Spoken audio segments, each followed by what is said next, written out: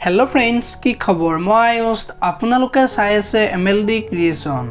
रং चेनेলত सम्प्रसारित হৈ থকা জীবন নদী ঢৌ ধাৰাবাহিকখনৰ আজিৰ খণ্ডটো চাবলৈ বহুত বেছি ইন্টাৰেষ্টিং হ'ব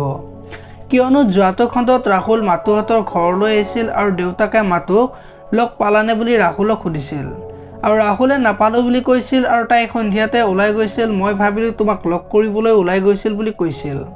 আৰু মোৰ ফোনে ৰিসিভ নকৰে মেডাম আহিলে আপুনিয়ে কৈ দিব বুলি কোৱাত মই আসলতে নিজে কম বুলি ভাবিছিলো পিছত ভাবিলো তুমি নিজে কলে বেছি ভাল হয় নেকি বুলি কৈছিল আৰু তেতিয়া ৰাহুলে ঠিকই কৈছে মই আপোনাৰ সমান অনুপ বুজি নাপালেও অকনমান হলেও বুজি পোৱা হৈছো তেখেতে যেনেকৈ বিচাৰে তেনেকৈ আমি আগবাঢ়িম বুলি কোৱা দেখিবলৈ পাইছিল আৰু আজিৰ খণ্ডটোত চন্দনা আৰু ভাৰ্গৱে একেলগে কথা পাতি থাকিব আৰু মোৰ বহুত ডাঙৰ ভুল হৈ গল বুলি ক'ব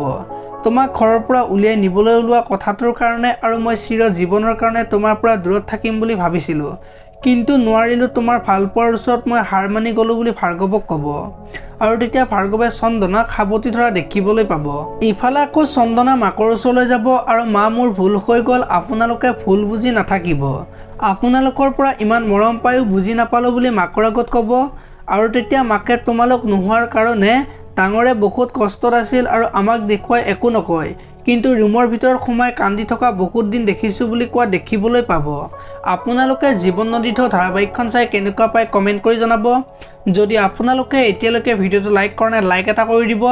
আৰু যদি চেনেলটো প্ৰথমবাৰৰ বাবে চাই আছে তেতিয়া হলে চেনেলটো সাবস্ক্ৰাইব কৰি বেল আইকনটো প্ৰেছ কৰি দিব ধন্যবাদ।